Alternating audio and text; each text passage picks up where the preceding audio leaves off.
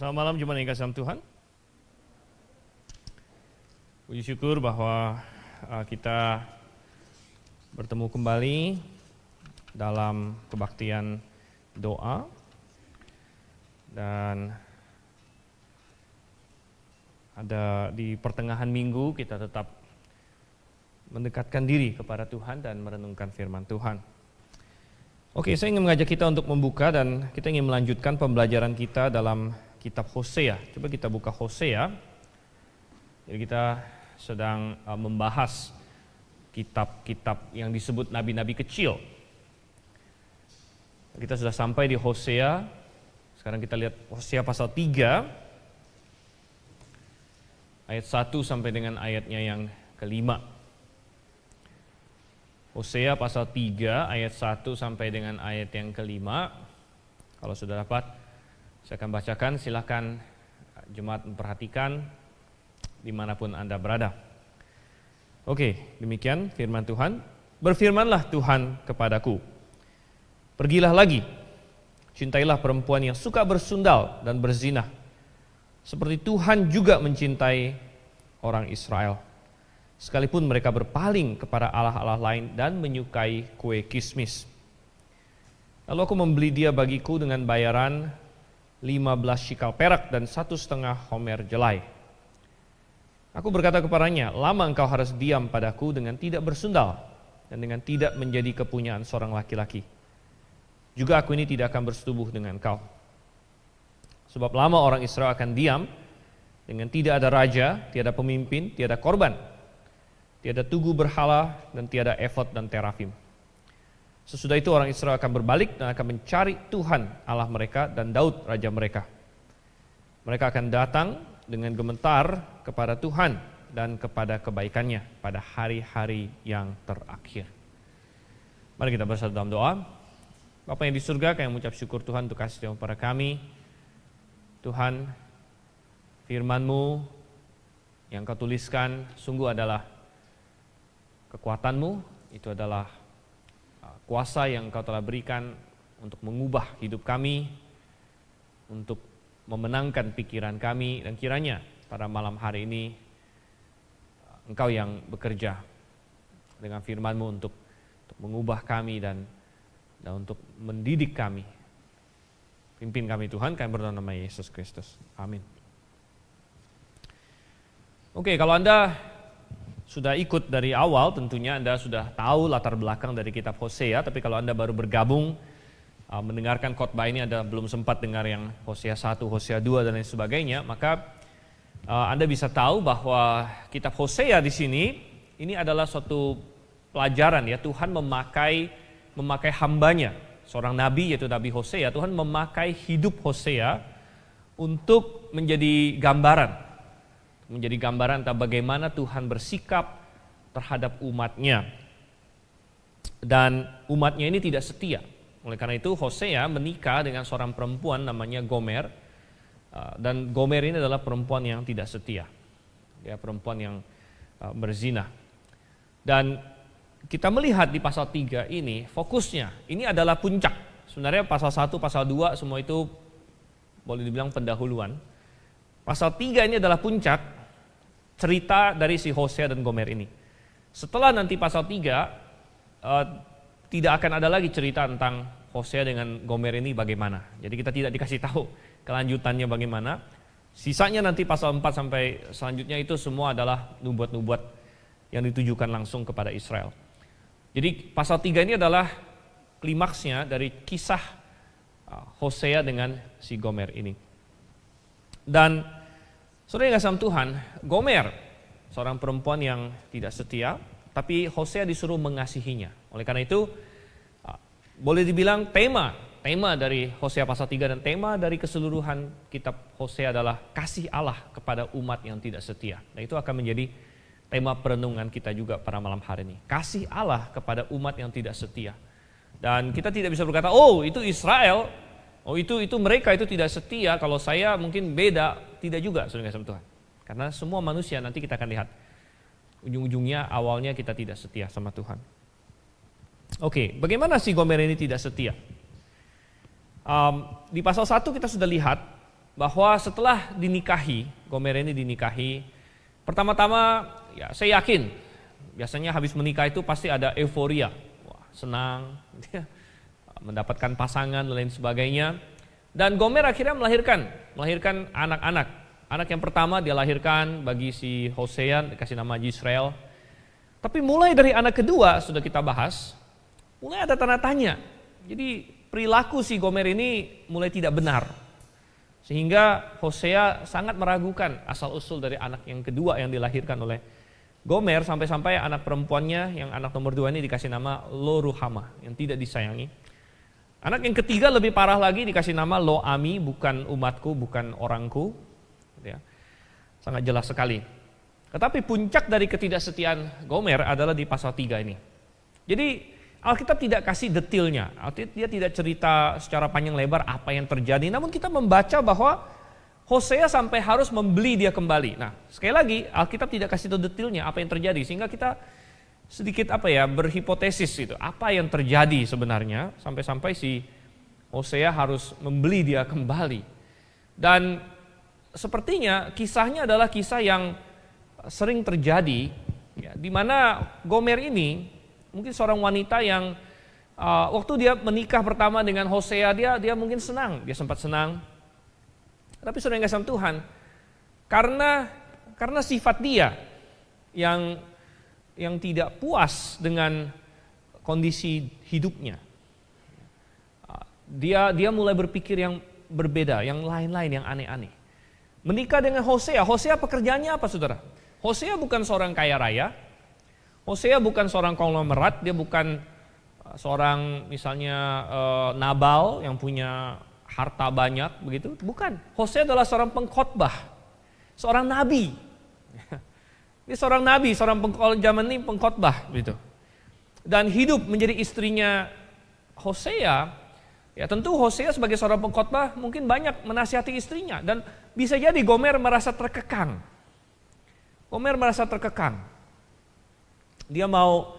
Saya mau berpakaian begini, mungkin Hosea bilang tidak, itu tidak bagus. Berpakaian seperti itu tidak bagus. Hosea kan seorang pengkhotbah, gitu kan.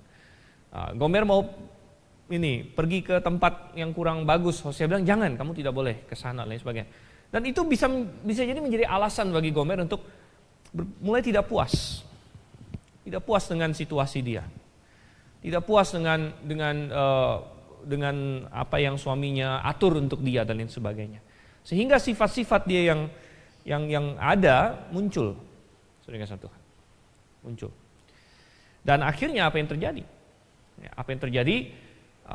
Perzinahan dia yang mungkin tadinya diam-diam untuk anak kedua dan anak ketiga, akhirnya menjadi perzinahan yang terbuka, karena sepertinya dia lari dari Hosea di sini.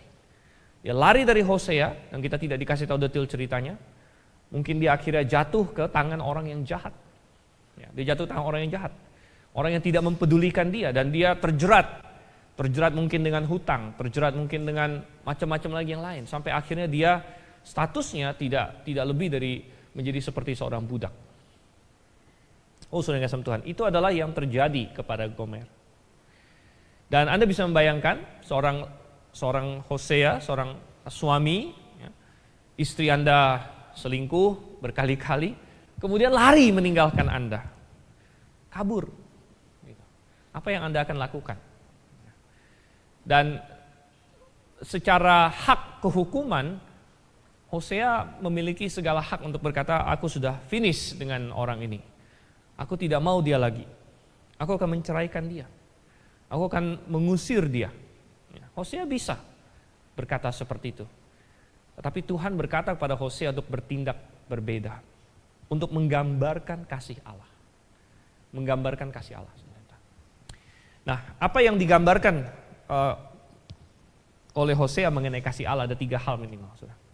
Yang pertama, Hosea disuruh oleh Tuhan untuk menggambarkan kasih yang menebus.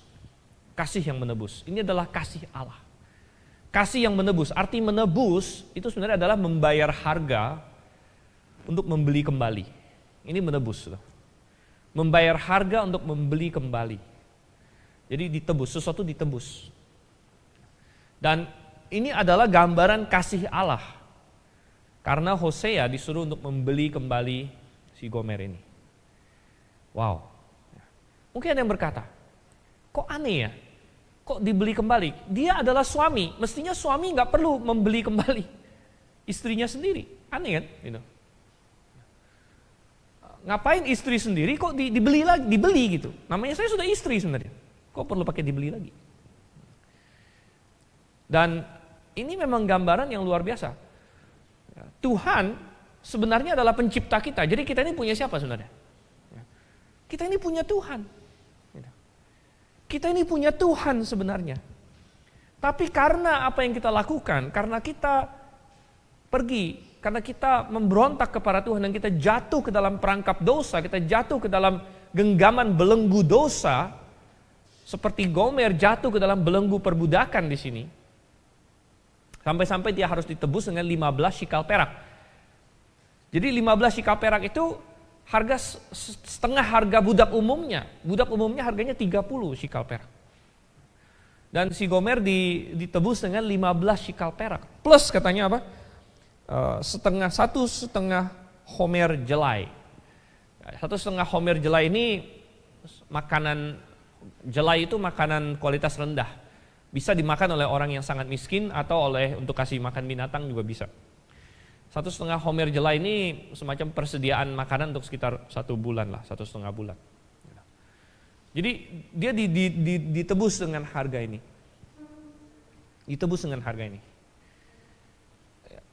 Dan saudara yang kasih Tuhan, saya pernah menceritakan tentang seorang anak. Ya. Seorang anak yang dia sangat senang, dia membuat sebuah perahu kayu. Jadi anak ini membuat perahu kayu, dengan luar biasa dia menghabiskan waktu, energi, dia sangat senang main perahu, dia buat sebuah perahu buatan dia sendiri. Dan akhirnya jadi, dia sangat senang sekali dia main-main di sungai, gitu. Dia main di sungai. Tapi terjadi suatu ketika dia kurang awas, ada arus yang kencang, perahu itu dibawa pergi oleh arus. Dibawa pergi oleh arus dan hilang, dia kejar-kejar, tapi nggak kelihatan lagi. Dia sedih, dia nangis. Tidak berapa lama kemudian, berapa hari, berapa minggu kemudian, dia jalan-jalan di kota dia masuk ke toko mainan. Dia lihat ada dijual perahu yang persis punya dia. Ini punya saya nih, saya yang buat, mana mungkin saya nggak tahu. Dia berkata kepada penjual tokonya, ini punya saya. Penjual toko itu bilang, bagaimana bisa punya kamu? Ini ada orang yang jual sama saya, katanya. Rupanya perahu ini mungkin hilang tak kemana, ditemukan orang, dijual kepada si pemilik toko ini. Dan pemilik toko ini tidak mau tahu dengan si anak ini. Kamu tidak bisa buktikan ini punya kamu. Gini deh, kamu bisa dapatkan lagi, kamu bayar aja ke saya kamu beli lagi. Anak itu sangat sedih loh, ini punya saya yang bikin kok saya mesti bayar gitu. Saya mesti beli lagi. Tapi akhirnya dia pulang ke rumah, dia pecahkan celengan dia ambil semua uang dia beli lagi itu. Yang sudah dia buat sendiri sebenarnya. Tapi karena hilang. Jadi terpaksa dia beli lagi. Dan ketika dia pulang, dia kayak ngomong sama perahu itu. Kamu ini udah 2 kali punya saya. Pertama saya bikin, kedua saya beli. Dua kali lipat punya saya. Demikian juga kita dengan Tuhan, demikian juga Gomer dengan Hosea. Sebenarnya ini gambarannya bahwa dia sudah diperistri, sudah istri dia, malah perlu dibeli lagi gitu. Aneh. Kita juga sebenarnya ini milik Tuhan, kita ini milik Tuhan sebenarnya. Dari penciptaan kita ini sebenarnya milik Tuhan. Tapi kemudian kita dibeli, ditebus oleh darah yang sangat mahal, lebih jauh. Hosea tidak bisa menggambarkan darah Yesus. Darah Yesus itu nggak terhitung. Itu nggak bisa digambarkan oleh Hosea. Tapi Yesus Kristus Allah Bapa membeli kita dengan darah yang mahal sekali. Yang mahal sekali. Nah, saudara yang kasih Tuhan, suatu kasih yang sangat luar biasa. Seharusnya bagaimana? Seharusnya kasih yang demikian itu menggetarkan kita. Sehingga Paulus berkata, dia bukan dipaksa oleh pecut, dia bukan dipaksa oleh pisau, oleh pistol, dia bilang kasih Kristus memaksa kami. Kenapa dia melakukan semua yang dia lakukan? Dalam KJV dikatakan, the love of Christ constraineth us. Kasih Kristus yang memaksa kami. Kenapa saya sampai pergi pelayanan, kenapa saya sampai mau berkorban? Kasih Kristus memaksa kami. Karena saya sudah merasakan kasih yang begitu besar. Sehingga saya mau tidak mau harus melayani. Ini adalah kasih yang menebus, saudara kasih Tuhan. Kasih yang menebus, sangat luar biasa sekali. Dan sedikit detour berbicara mengenai kasih. Ini juga suatu pelajaran yang indah mengenai hubungan suami istri di sini. Ada suatu pelajaran yang sangat indah, terutama mengenai mengasihi. Karena dunia itu, kalau Anda nonton film Hollywood, film Disney, film apa, kadang-kadang mengasihi itu atau jatuh cinta itu dianggap seperti sesuatu yang di luar kendali manusia, kayak kesambar petir begitu.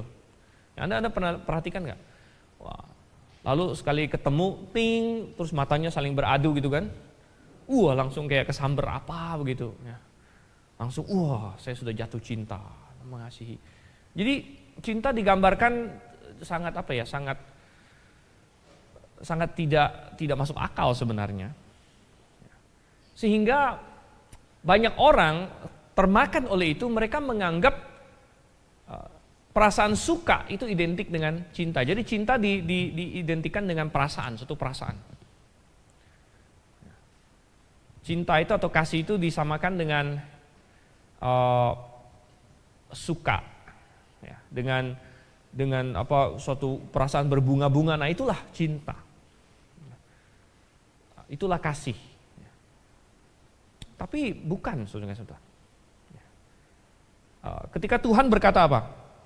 Ayat 1, pergilah cintailah si Gomer ini. Cintailah Gomer. Saya yakin dalam hati laki-laki manapun sebenarnya, aduh, kenapa saya harus mencintai dia lagi? Gitu. Tapi dia bilang cintailah dia. Cintailah dia.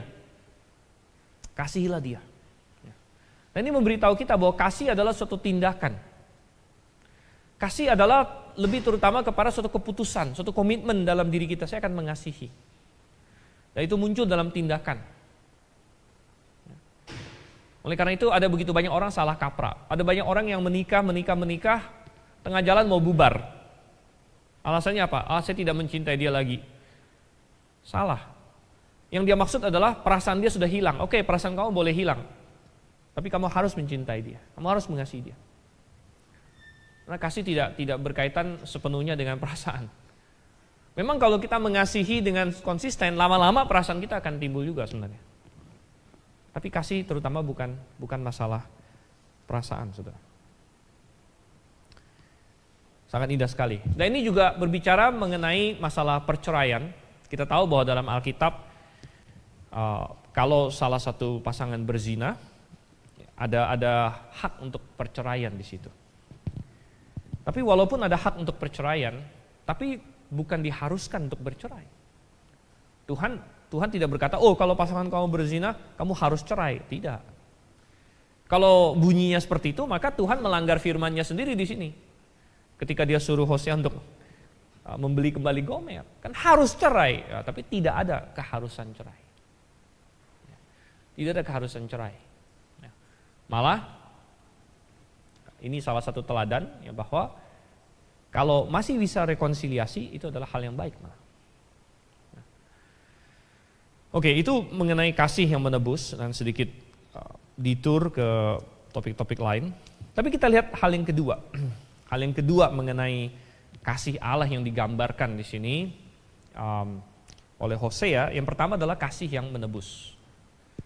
Yang kedua adalah kasih yang menguduskan. Kasih yang menguduskan. Kasih Allah adalah kasih yang menguduskan. Setelah si Hosea ini menebus Gomer, coba kita lihat ayat 1 lagi.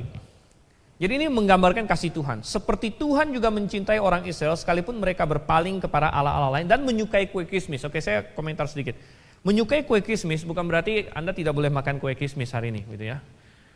Tetapi maksudnya di sini adalah bahwa waktu itu kue kismis ini adalah kue kismis yang dibuat oleh orang Israel untuk berhala-berhala, gitu ya, untuk berhala-berhala. Jadi ini berbicara mengenai perayaan-perayaan berhala dan sebagainya. Kalau Anda suka kue kismis hari ini nggak masalah, itu nggak masalah.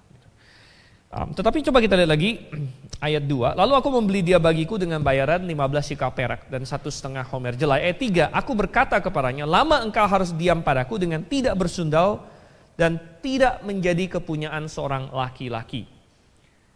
Jadi ketika Hosea menebus Gomer, itu kasih yang menebus tapi juga kasih yang menguduskan. Dia tidak menebus Gomer, lalu berkata, ya udah saya sudah tebus kamu, silakan bersundal lagi gitu, nggak mungkin, itu nggak mungkin. Nah, tetapi Hosea menebus Gomer, kemudian kasih tahu dia, sekarang kamu harus hidup terpisah. Kamu harus memisahkan diri dari dunia ini, dunia di mana kamu telah jeblos ke dalamnya. Saya tarik kamu keluar, saya beli kamu bukan supaya kamu tinggal di situ. Kamu harus keluar. Ya. Lalu diam padaku, ya, diam padaku. Jadi memisahkan diri dari dunianya dia, dunia kejahatan dia, dunia persundalan dia. Lalu diam padaku dengan tidak bersundal dan tidak menjadi kepunyaan seorang laki-laki. Ini berbicara mengenai pengudusan. Jadi Gomer yang sudah ditebus mau dikuduskan. Kamu harus mengubah cara hidupmu. Kamu sekarang harus hidup kudus. Kamu harus meninggalkan persundalan. Dan inilah gambaran kasih Allah kepada kita juga, begitu. Kasih Allah bukan hanya menebus kita, selamatkan kita dari neraka, Tuhan menguduskan kita. Tuhan memanggil kita untuk meninggalkan dosa. Banyak orang salah kaprah dengan lagu, misalnya salah satu lagu favorit di Grafe apa? Mungkin kalau belakangan ini ya, Hidup Bagi Tuhan ya. Tapi sebenarnya lagu favorit itu ini, Sebagaimana Adaku, mendengar ya, tiap minggu. Favorit gimana sih? Tapi paling sering lah dinyanyikan. Sebagaimana adaku. Jadi Tuhan memanggil manusia sebagaimana adanya manusia. Wah, manusia berdosa, Tuhan panggil katanya. Tuhan mau selamatkan kamu walaupun kamu orang berdosa. Benar. Come just as I am, just as you are. Tetapi bukan stay as you are. Ketika kita datang kepada Tuhan, Tuhan panggil kita dalam kondisi apapun, tapi Tuhan tidak memanggil kita untuk tinggal dalam kondisi lama kita. Tuhan memanggil kita memang dalam kondisi apapun, tapi selalu memanggil kita keluar untuk menjadi semakin serupa dengan Dia. Untuk menjadi semakin kudus. Ya. Tuhan bisa memanggil orang dalam posisi apapun. Ada yang pelacur, pezina seperti Gomer, seperti Rahab. Ada yang pembunuh, ada yang macam-macam. Homoseksual dan lain sebagainya. Di orang Korintus kan, Paulus bilang, ya, segala macam pemburit, pembanci tidak akan melihat kerajaan Allah. Dan dahulu kalian juga seperti itu, Paulus bilang. Dahulu kalian seperti itu. Tapi kalian sudah dikuduskan. Sudah ditebus. Jadi ini kasih yang menguduskan. Kasih yang menguduskan.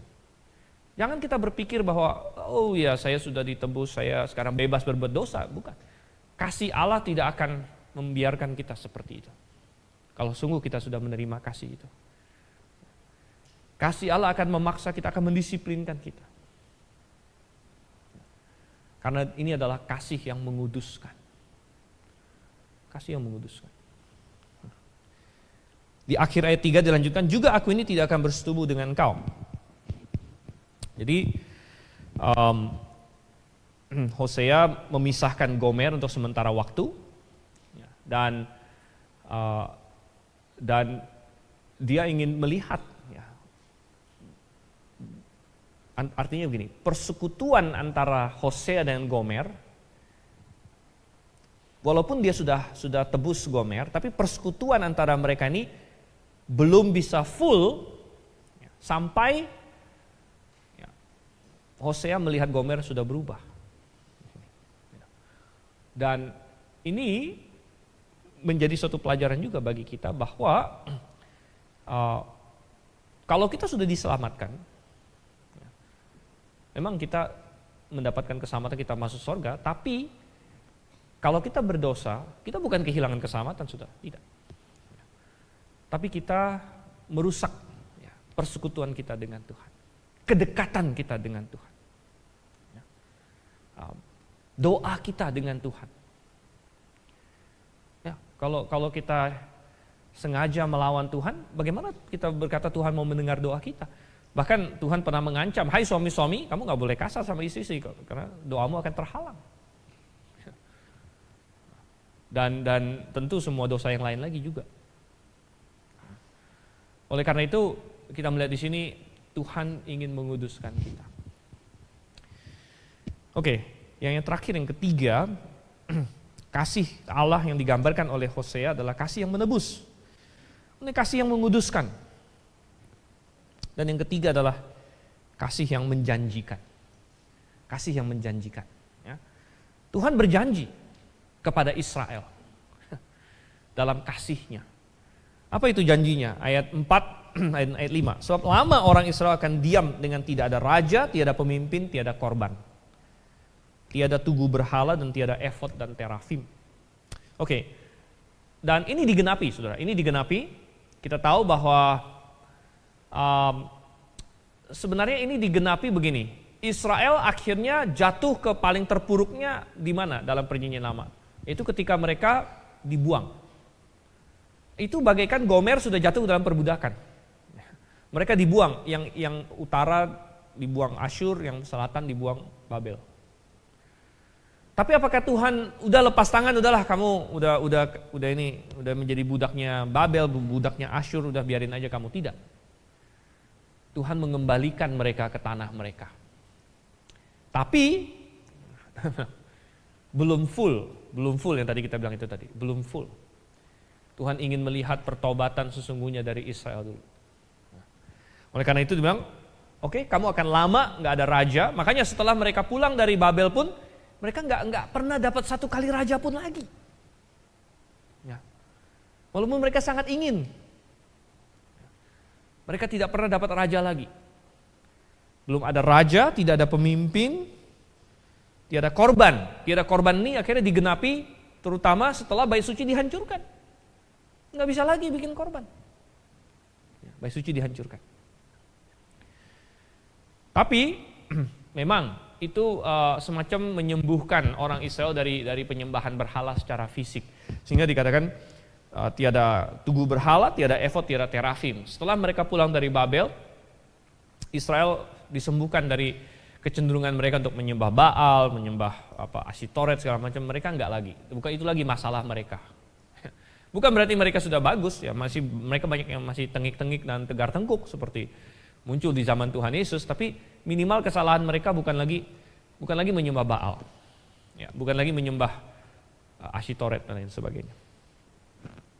Tetapi puncaknya adalah di ayat 5 sini ya. Puncak apa yang Tuhan janjikan? Sesudah itu orang Israel, sesudah semuanya lewat, kan lama mereka akan tanpa raja, tapi akan ada pemulihan full. Akan ada pemulihan full di ayat 5. Sesudah itu orang Israel akan berbalik dan akan mencari Tuhan Allah mereka. Dan Daud raja mereka. Wow, kok Daud? Daud raja mereka. Ya, ini mengacu kembali kepada perjanjian Daud, bahwa Tuhan bilang aku akan mendirikan kerajaan yang kekal bagi Daud. Ini bicara mengenai kerajaan Mesias, ini akan digenapi dalam masa milenium, saudara. Masa milenium adalah restorasi Israel secara full. Restorasi Israel secara full. Oleh karena itu juga milenium sering kita sebut perjamuan nikah. Perjamuan nikah. Jadi seperti pernikahan Hosea dan Gomer ini kembali full lagi. Gitu. Dan mereka akan datang dengan gemetar kepada Tuhan dan kepada kebaikannya pada hari-hari yang terakhir. Memang sekarang sudah ada Israel di tanah sana, tapi mereka masih belum kembali kepada Tuhan. Mereka masih menolak Mesias mereka. Oleh karena itu, ini mereka belum mengalami kesusahan terakhir mereka. Masih akan ada kesusahan yang terakhir lagi bagi mereka. Itu yang Alkitab sudah singkapkan. Ya. Yang akan benar-benar membuat mereka akhirnya berlutut. Ya. Dan Zakaria menubuatkan bahwa semua mata akan memandang. Mereka akan menangisi dia yang mereka tikam. Ketika mereka menyadari, oh apa yang sudah kita lakukan kepada Mesias kita. Tapi sungguh indah ya kasih Tuhan yang sudah melihat dari jauh, menjanjikan. Dan Tuhan bukan cuma punya janji pada Israel, Tuhan punya janji yang hebat juga bagi kita, saudara. Luar biasa. Ya. Kalau kita mengalami pandemi ini kan, aduh kalau kita mau fokus ke negatif, oh di pandemi ini Anda bisa stres, saudara. Ada banyak orang stres di pandemi ini, terus terang. Saya nggak tahu Anda stres nggak. Ya. Tapi jangan stres, Tuhan tidak mau kita stres, mengapa? Tuhan ingin kita memandang janji-janjinya. Janji-janjinya. Saya masih ingat benar siapa itu? Adoniram Judson. Dia sudah bergumul berapa tahun di Burma. Istrinya meninggal, istri pertamanya meninggal dan sebagainya. Sampai-sampai orang yang gereja yang kirim dia dari Amerika yang support dia bertanya, Judson, ya, ini prospeknya gimana ini di Burma? Mungkin maksud mereka udah kamu tinggalkan aja. Judson menjawab, prospek Burma adalah secerah janji-janji Tuhan. Prospek Burma adalah secerah janji-janji Tuhan. Dan saudara yang kasih dalam Tuhan, apapun yang kita sedang alami saat ini, kalau kita sudah ditebus, wow, kita sudah merasakan kasih yang menebus. Kasih yang menguduskan dan kasih yang menjanjikan. Fokus kepada apa yang Tuhan telah janjikan bagi kita. Nggak usah ngeliatin ini angka mati, angka kena, angka positif, negatif apa ya, positif, negatif, setengah, integer, apalah segala macam. Oh, fokus kepada janji Tuhan. Janji Tuhan. Kita mau berfokus pada kesusahan, ya. Pandanglah kepada Yesus. Mari kita berdoa.